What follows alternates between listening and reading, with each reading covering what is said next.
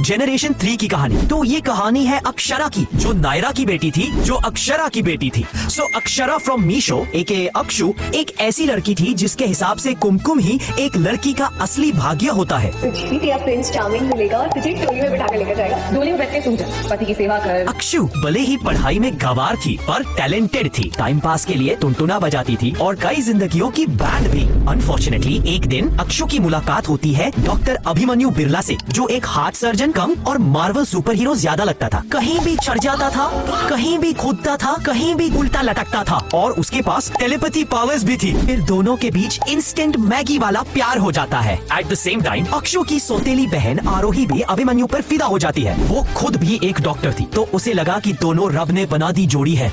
आरोही पहले से ही अक्षु को पसंद नहीं करती थी क्योंकि वो अक्षु को अपनी माँ सीरत की मौत का जिम्मेदार मानती थी। दोनों बहनों के बीच तकरार और बढ़ जाती है जब अभिमन्यु अक्षु के घर रिश्ता लेकर आ जाता है। रिश्ता तो अक्षु के लिए ही था पर दिलुलू झारू को लगा कि उसके लिए आया है। जब महानता की देवी को ये कंफ्यूजन पता चला, उसने अपनी बहन के लिए अपने प्यार की कुर्बानी दे दी और अभिमन्यु और आरोही की सगाई करवा दी। बाद में वही देवी जी अपनी बहन की शादी के दिन अपने होने वाले जीजा जी से आई लव यू कह देती है। आरोही और अभिमन्यु की शादी टूट जाती है और कुछ महीने बाद अक्षु और अभिमन्यु की ग्रेट ग्रैंड वेडिंग हो जाती है, जो शाही पनीर को बैंकरप्ट करने के अलावा किसी काम की नहीं थी, जो कि शादी के सिर्फ 2 महीने बाद ही दोनों अलग हो गए। अक्षु देवी दोबारा महान बनने की चक्कर में अभिमन्यु को छोड़कर मॉरिशस भाग जाती है। वहाँ जाके उसने बहुत स्ट्रगल किया। बेचारी को आइसक्रीम खाने को भी नहीं मिलता था, बाल का आधा इंच काटना पड़ा और हेल्दी चीजें खिलाई जा रही थी। भाई इसका स्ट्रगल तो अनन्या पांडे के स्ट्रगल से भी बड़ा निकला। लेकिन 1 साल बाद अक्षु उदयपुर लौट आती है और काफी लौटा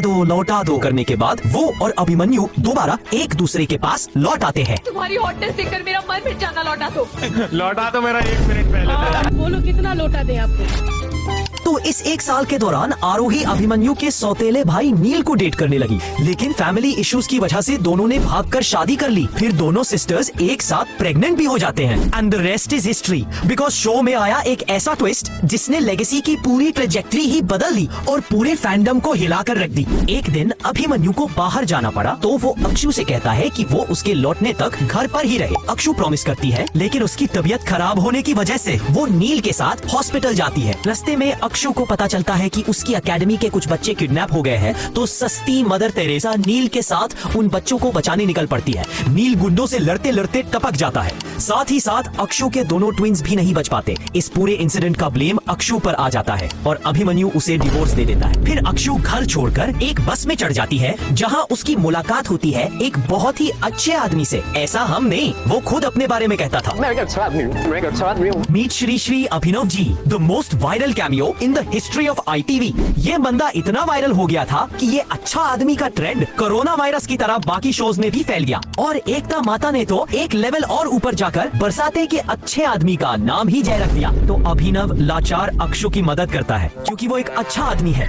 वो अक्षु को हॉस्पिटल ले जाता है और वहाँ पता चलता है कि अक्षु की एक ट्विन जिंदा है। अक्षु तुरंत अभिमन्यु को कॉल करके ये खबर देने की कोशिश करती है, लेकिन अभिमन्यु बिना पूरी बात सुने ही कॉल काट देता है। अक्षु की डिलीवरी तक अभिनव ही उसका ध्यान रखता है। डिलीवरी के बाद अक्षु अभिनव को अपने बेटे का ख्याल रखते हुए देखकर एक बहुत ही आइकॉनिक डायलॉग बोलती है, आप मेरे बच्चे के फादर जी बनेंगे, फादर जी बनेंगे, फादर जी बनेंगे। ये सुनकर कायरव को 5 साल तक अकेले पालने वाली नायरा भी स्वर्ग में बैठकर रो रही होगी। अभिनव एक अनाथ होने के नाते अक्षु का ऑफर एक्सेप्ट कर लेता है और दोनों शादी कर लेते हैं। 6 साल का लीप आता है और singer turn jam maker Akshara Sharma Abhinav और अपने बेटे अमीर के साथ कसौली में एक हैप्पी फैमिली की तरह रहती है। वैसे ये 100 ग्राम काजल और हॉरंडस विग में कसौली की रानी कम और नजर सीरियल वाली दायन ज्यादा लगती है। भले ही दुनिया के लिए ये दोनों पति पत्नी थे पर घर के अंदर हमेशा 1 आर्म डिस्टेंस मेंटेन करते थे। लेकिन अभिनव अक्षरा से एक तरफा प्यार करता था और वहाँ उदयपुर में देवदास अभिमन्यु, आरोही और नील की बेटी रूही के लिए एक फादर फिगर बनकर रहता है। Then one day Abhimanyu Kasauli आता है और वहाँ उसकी अक्षु से मुलाकात हो जाती है। He was disheartened to see that Akshu पूरी तरह मूव ऑन कर चुकी है। Nonetheless, वो अक्षु को हर्ट करने के लिए माफी मांगता है और वापस उदयपुर चला जाता है। वहाँ जाकर रूही के खातिर आरोही से सगाई कर लेता है। लेकिन जब शर्मा फैमिली इमॉर्टल मिमी की 120th बर्थडे पार्टी के लिए उदयपुर आती है, अभिमन्यु अक्षु को आई लव यू बोलता है, लेकिन अक्षु उसके प्यार को ठुकराती है। मैं किसी और की पत्नी नहीं, प्यार और पाप के बीच भी नहीं लगी रहूंगी, सिर्फ दूर की लगी। बस मेरा कुमकुम मेरा भाग्य डायलॉग की ही कमी थी। पूरी आग लड़ाई एक तुम जैसे दुर्भाग्य की मेरे खुद भाग्य से, तो तुम डरना उस शक्ति से जो तुमको में होती है। फिर Akshu genuinely tries to move on with Abhinav after discovering that he loves her, लेकिन इस हार्ट रेंचिंग रोमांस को देखकर अभीर बेहोश हो जाता है। Well, अभीर के दिल में छेद था, इसलिए शर्मा फैमिली दोबारा उदयपुर जाती है अभिमन्यु से इलाज करवाने के लिए। अभिमन्यु को फाइनली पता चलता है कि अभीर उसका बेटा है। वो अक्षु को कन्फ्रंट करता है और बिना किसी शर्म या गिल्ट के ये डायन कहती है कि तुम बाप बनने के लायक ही नहीं हो, ब्ला ब्ला ब्लू ब्लू। देख डायन, अगर तुझे अभिमन्यु के साथ नहीं रहना that's fine, It's her choice. लेकिन तुम्हारा कोई हक नहीं बनता कि तुम एक पिता से उसका हक छीन लो। और ये फ्रॉडस्टर तो लॉ स्टूडेंट भी थी। अब इस रेवलेशन के बाद कोर्ट कचेरी शुरू होती है और अभीर की कस्टडी अभिमन्यु को दिया जाता है। लेकिन अभीर अक्षरा और अभिनव के बिना रह नहीं पाया, इसीलिए अभिमन्यु ने उसे वापस उन दोनों के पास भेज दिया। फिर अभिमन्यु का मूड अपलिफ्ट करने के नाम पे मिसेस शर्मा सबके साथ एक ट्रिप पर जाती है, जहां अपने मूड को चार्जिंग कॉर्नर सेशन से रिचार्ज कर लेती है। अभिनव का बर्थडे था तो अभिमन्यु ने उसके लिए एक खास सरप्राइज प्लान किया। सुबह सुबह उसे थारो पिलवाने का। फैंस ऋषु को कोमोलिका बुलाते हैं, लेकिन असली कोमोलिका तो अभिमन्यु लग रहा है भाई।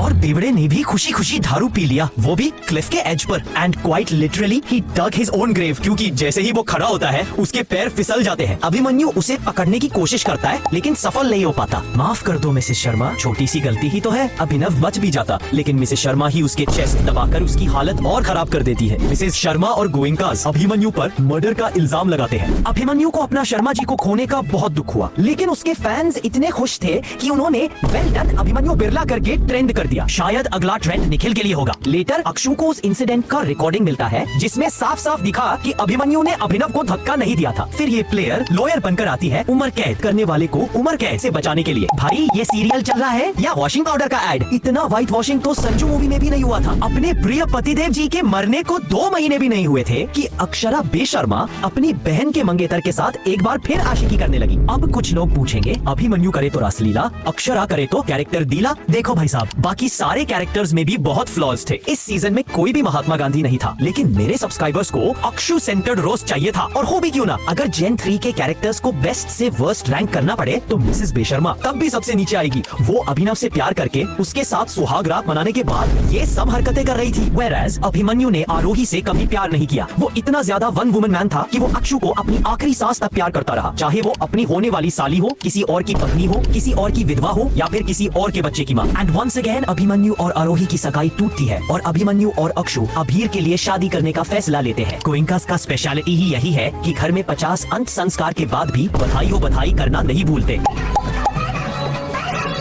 और सबसे बेशरम अक्षरा बेशर्मा अभिनव का फोटो हाथ में लेकर कहती है, देखो नव जी, मेरा बारात आ गए, मैं अभिमन्यु से प्यार करना सीखूंगी। आप भी यही चाहते थे ना? बिल्कुल पापा की परी निकली। फेरे के वक्त पता चलता है कि अक्षु अभिनव के बच्चे की माँ बनने वाली है और शादी कैंसिल हो जाती है। भाई मैं क्या अक्षु को रोस्ट करूं? इसे तो शो के राइटर्स ही मस्त रोस्ट करते थे। अक्षरा का बेटा अभिमन्यु से है ना? इस बच्चे को फिर इसे पति नहीं पालना है। वही तो, अब दूसरे पति से भी इसका दूसरा बच्चा होने वाला है। वो इसे इसका पहले पति पालेगा। मतलब बेशर्मी की भी कोई हद होती है। अभिनव के बेबी अब वो अभिनव के बच्चे के लिए नया फादर जी चाहती है और खुद के लिए नया चार्जर। न वो अभिमन्यु के लिए लॉयल थी, न ही अभिनव के लिए। किसी एक के लिए ही वफादार होती बहन। लेकिन इसकी कांधे यही नहीं रुकती। सीरियल किलर अक्षु एंड में आरोही को भी उड़ा देती है। लगता है ड्राइविंग लेसन सलमान भाई से लिया है। माफी तो ऐसे मांग रही है जैसे रूही से उसकी लॉलीपॉप छीन ली हो। फिर गोइंकास अक्षु को डिसोन कर देते हैं और वो अभीर को लेकर दूसरे शहर जाती है, जहां अभिमन्यु भी उसके पीछे पीछे आ जाता है। अक्षु और अभिमन्यु मंदिर में शादी करने का फैसला लेते हैं, इससे पहले कि ये डायन अभिमन्यु की जिंदगी को और तबाह कर दे। अभीर और अभिमन्यु एक लैंडस्लाइड एक्सीडेंट में उड़ जाते हैं। शाम तो हो गई है, लेकिन एक नई सुबह के लिए शाम होना जरूरी है, तभी पिछले जन्म का प्यार मिल पाएगा। फिर अक्षु अगले 20 साल तक अपनी बेटी अभीरा को अकेले पालती है। अब वो कोई अभिषेक या अभिजीत ट्रेन या टैक्सी में ढूंढ भी लेती, लेकिन उसे पहले ही वो गोली खा के उड़ जाती है। जाते जाते भी 2 टाइमिंग करके जाती है, अपने दोनों पति के रोमांटिक मोमेंट्स के फ्लैशबैक्स को रीप्ले करते हुए। अब अक्षु जैसी भी थी, it's kind of sad that she lost everyone that she loved, और अपनी आखिरी सांस तक उसे ये नहीं पता था कि उसका बेटा अभीर असल में जिंदा है। So that marks the end of this horror film.